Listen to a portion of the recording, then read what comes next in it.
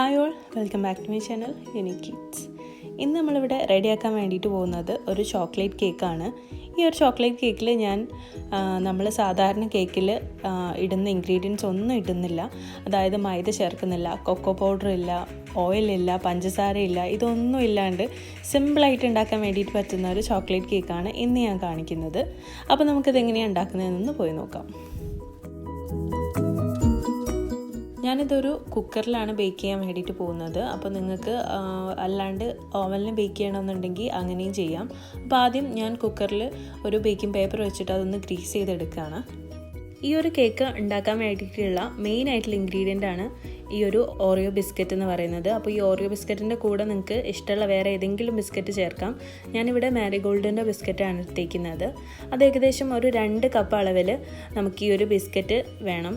എന്നിട്ട് ഈ ഒരു ബിസ്ക്കറ്റ് ഒരു മിക്സിയുടെ ജാറിലോട്ട് ഇട്ടിട്ട് നല്ലപോലെ ബ്ലെൻഡ് ചെയ്തെടുക്കുക. ശരിക്കും നല്ല ഒരു പൗഡറായിട്ട് വേണം കിട്ടാൻ വേണ്ടിയിട്ട്. ഇതാണ് നമ്മുടെ ആ ഒരു ബിസ്ക്കറ്റിൻ്റെ കൺസിസ്റ്റൻസി. ഇതേ രീതിയിൽ നല്ല പൗഡറായിട്ട് വേണം നമുക്ക് ഈ ഒരു ബിസ്ക്കറ്റ് കിട്ടാൻ വേണ്ടിയിട്ട്.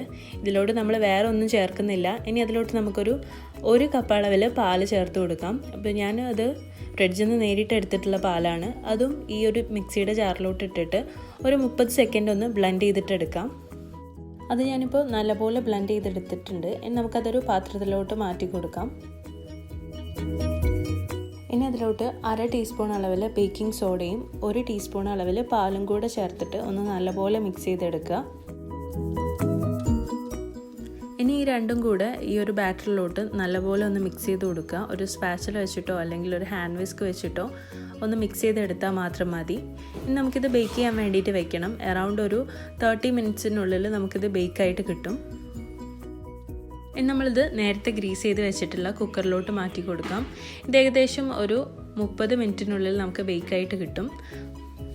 നമ്മളിത് ഗ്യാസ് സ്റ്റൗവിൽ ഏറ്റവും കുറഞ്ഞ ഫ്ലെയിമിൽ വേണം വെക്കാൻ വേണ്ടിയിട്ട്. ഫ്ലെയിം വളരെ കുറച്ചിട്ടതിന് ശേഷം ഇത് ഫ്ലെയിമിലോട്ട് വെക്കുക. വെക്കുന്ന സമയത്ത് കുക്കറിൻ്റെ ഈ ഒരു ലിഡ് ഊരി മാറ്റാൻ വേണ്ടിയിട്ട് ശ്രദ്ധിക്കുക, അല്ലെങ്കിൽ അടിഭാഗം കരിഞ്ഞു പോവും. പിന്നെ നിങ്ങൾ വെക്കുന്ന സമയത്ത് അടിയിൽ എന്തെങ്കിലും ഒരു പാത്രം വെച്ചിട്ടില്ല എന്നുണ്ടെങ്കിൽ അത് പെട്ടെന്ന് അടിയിൽ പിടിക്കും. ഇപ്പോൾ നമ്മുടെ കേക്ക് നല്ലപോലെ ബേക്കായി വന്നിട്ടുണ്ട്. ഞാനൊരു ടൂത്ത് പിക്ക് വെച്ചിട്ട് കാണിച്ചു തരാം. ഒട്ടും ലംസ് ഒന്നും ഇതിലില്ല, ക്ലീനാണ്. ഇതിപ്പോൾ ഞാൻ അത് പുറത്തോട്ട് എടുത്തിട്ടുണ്ട് ഈ ഒരു കേക്ക്.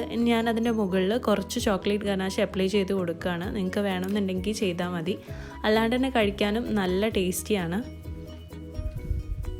അപ്പോൾ കുറഞ്ഞ ഇൻഗ്രീഡിയൻസ് കൊണ്ട് ഉണ്ടാക്കാൻ പറ്റിയിട്ടുള്ള ഈ ഒരു ചോക്ലേറ്റ് കേക്ക് എല്ലാവരും ഒന്ന് ട്രൈ ചെയ്ത് നോക്കുക. ട്രൈ ചെയ്തിട്ട് ഫീഡ്ബാക്ക് അറിയിക്കുക. പിന്നെ നിങ്ങൾക്ക് ഈ വീഡിയോ ഇഷ്ടമായിരുന്നുണ്ടെങ്കിൽ ലൈക്ക് ചെയ്യുക, കമൻറ്റ് ചെയ്യുക, ഫ്രണ്ട്സ് ആൻഡ് ഫാമിലിക്കൊക്കെ ഇതൊന്ന് ഷെയർ ചെയ്ത് കൊടുക്കുക.